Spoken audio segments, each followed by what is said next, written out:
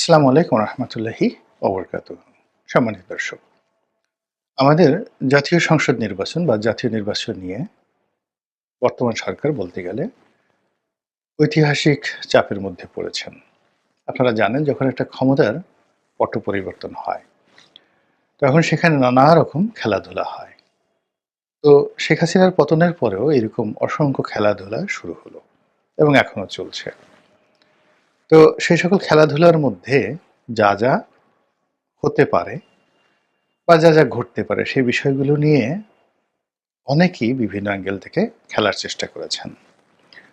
প্রথমত, এখনকার যে সিস্টেমটি রয়েছে সংসদীয় পদ্ধতির সরকার, এবং এটা ব্রিটেনের মতো বা গ্রেট ব্রিটেনের মতো। এখন অনেকেই বলার চেষ্টা করছে যে না, এভাবে চলবে না। রাষ্ট্রপতি সরকার ব্যবস্থায় যদি আমরা ফিরে যাই, রাষ্ট্রপতি শাসিত ব্যবস্থায়, তো রাষ্ট্রপতির অধীন একটা পার্লামেন্ট থাকবে যেভাবে অতীতে ছিল। এবং এর পেছনে মূল নিয়ামকটা হলো যে যদি রাষ্ট্রপতি একক ব্যক্তি নির্বাচন করে এবং পপুলার ভোটে তাকে নির্বাচিত হতে হয়, তাহলে যে কোনো মানুষ এ পদে দাঁড়িয়ে বিজয়ী হতে পারেন। যেমন ধরুন ডক্টর মোহাম্মদ ইউনূস, তিনি যদি রাষ্ট্রপতি পদে দাঁড়ান, তাহলে তার যারা আপনজন তাদের বক্তব্য হলো যে স্যার, আপনার মতো জনপ্রিয় ব্যক্তি বাংলাদেশে কেউ নেই। আপনার বিপরীতে যদি এই মুহূর্তে তারেক রহমান সাহেবকে দাঁড় করিয়ে দেওয়া হয়, সজীব ওয়াজেদ জয়কে দাঁড় করিয়ে দেওয়া হয়, তাহলে আপনি নিজেই দেখুন পাশাপাশি ছবি দিলে লোকজন কাকে ভোট দেবে। তো কাজেই আমরা একটু সময় নিয়ে পুরো সিস্টেমটিকে চেঞ্জ করে রাষ্ট্রপতি শাসিত সরকার করে দেব, এরকম গেল। এই কথাগুলো এক পক্ষ হয়তো বলেছে, বা এটা না বলার কোনো কারণ নেই। দ্বিতীয়ত হলো যে আমরা এটাকে একটা জটিল করে ফেলি, অর্থাৎ রাষ্ট্রপতিও থাকবে, তার ক্ষমতা বাড়ানো হবে পাকিস্তানের মতো করে বা অন্য অনেক দেশের মতো করে, এমনকি আমেরিকার মতো করে। অর্থাৎ রাষ্ট্রপতি ফেডারেল বিষয়গুলো দেখবেন, পররাষ্ট্র বিষয়গুলো দেখবেন, আর সেখানে কংগ্রেস যেভাবে কাজ করে, তারপর সিনেট যেভাবে কাজ করে আইন প্রণয়নে এবং সরকারকে চাপে রাখার জন্য, সেইভাবে বাংলাদেশে করা হবে। আর আমেরিকার মতো করে বাংলাদেশে অনেকগুলো প্রদেশ তৈরি করা হবে এবং মূলত দেশ চালাবে সেই প্রদেশের গভর্নর যারা আছেন, অনেকটা ভারতের মতো এটা হতে পারে। ভারতের যেভাবে মুখ্যমন্ত্রী, তো ওইভাবে প্রাদেশিক গভর্নর, যেটা আমেরিকাতে রয়েছে। আপনি এখন আমেরিকান সিস্টেম মানেন অথবা ভারতের সিস্টেম মানেন, সমস্ত ক্ষমতাটা চলে যাবে প্রদেশের হাতে।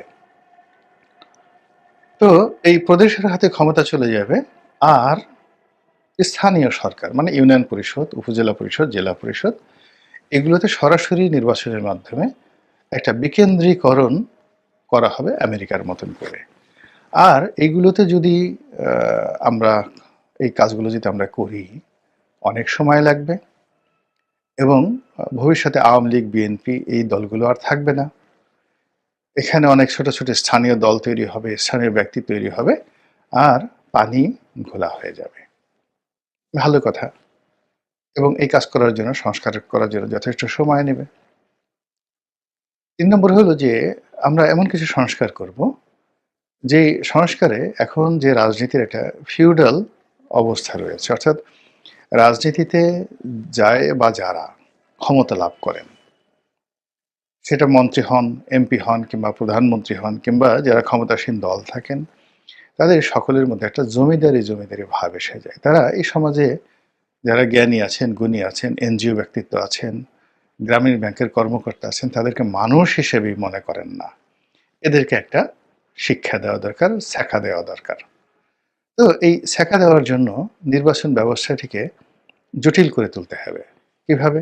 মনোনয়ন বাণিজ্য চলবে না, এই কথাগুলো পপুলার। এজন্য কি করা হবে?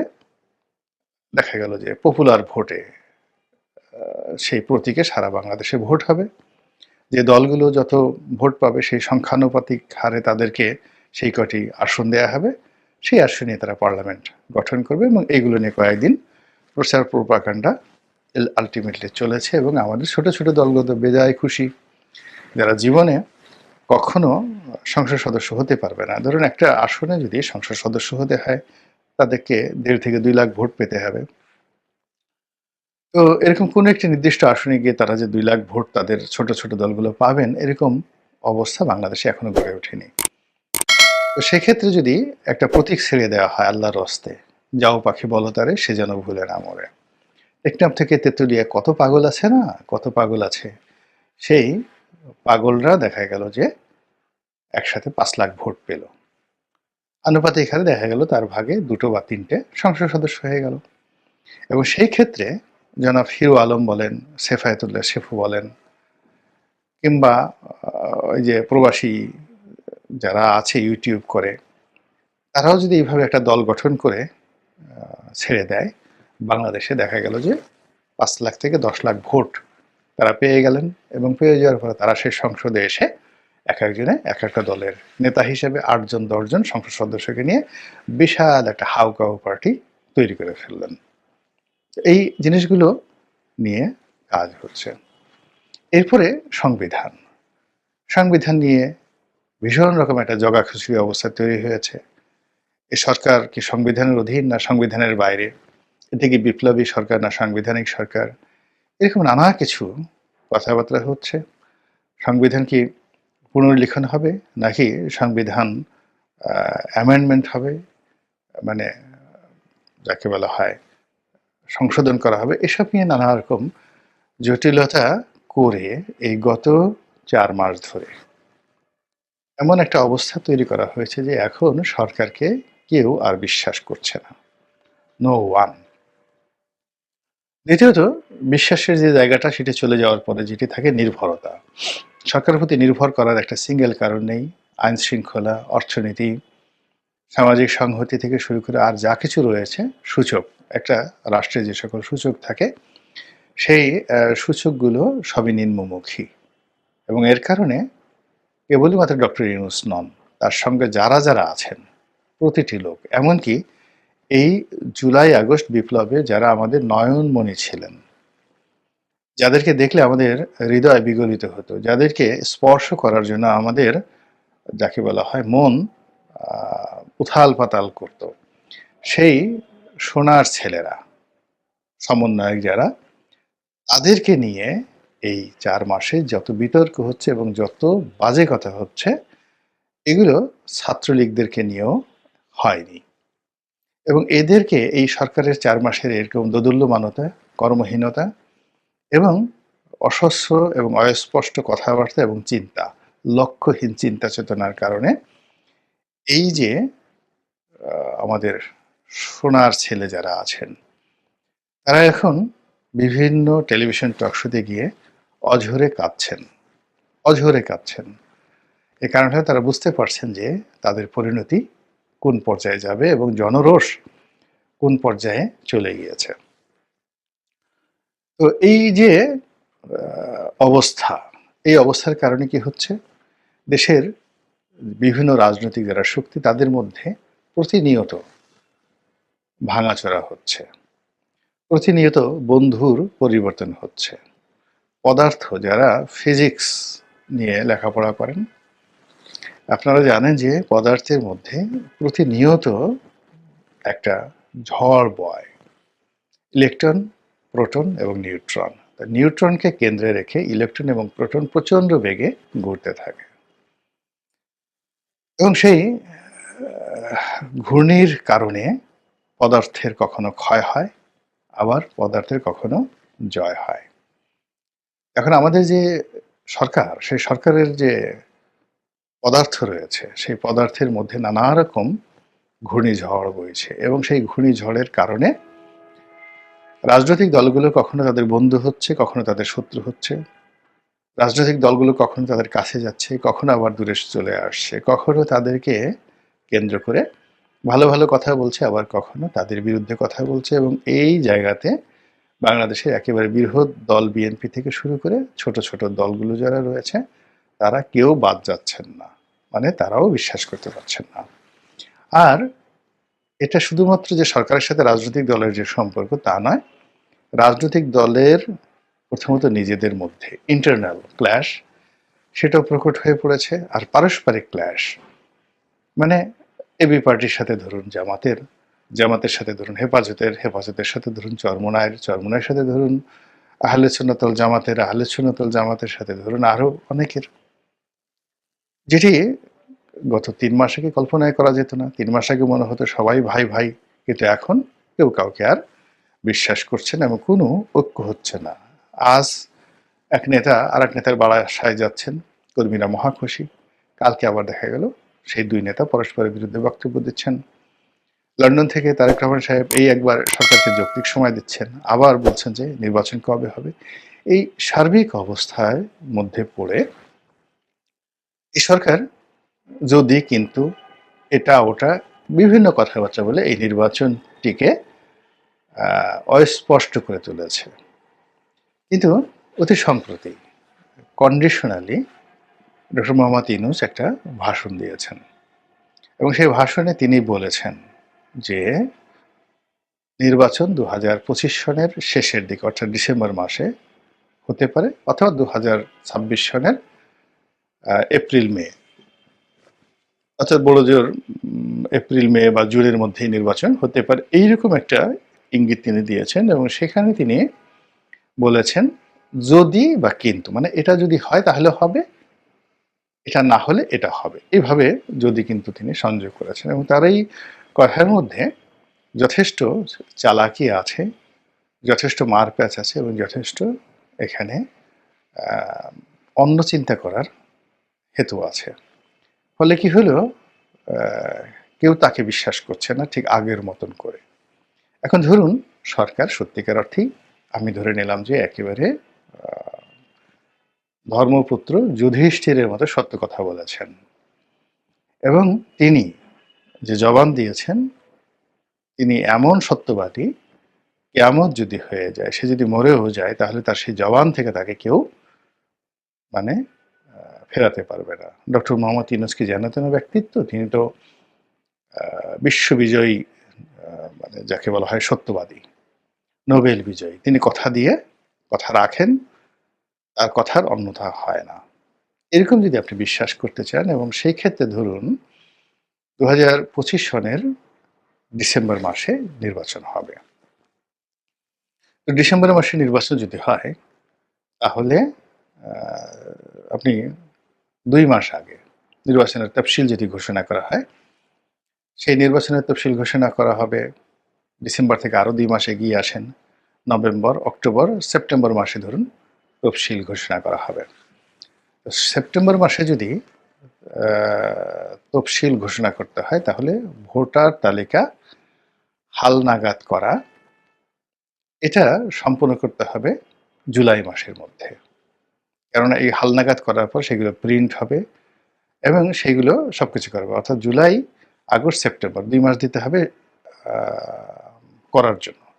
এখন জুলাই মাসে যদি আপনার ভোটার তালিকা হালনাগাদ হয়, তাহলে সীমানা, সেই সীমা চিহ্নিতকরণ, এখন সরকার যেটা ডিলিমিটেশন করবে বা ডিমার্কেশন করবে, সংসদীয় এলাকার সীমানা নির্ধারণ করবে, এই সকল কাজ করার জন্য তাকে কিন্তু একটা সময় দিতে হবে এবং সেগুলো অনুযায়ী গেজেট হবে, আবার সেগুলোর বিরুদ্ধে মামলা হবে, মোকদ্দমা হবে।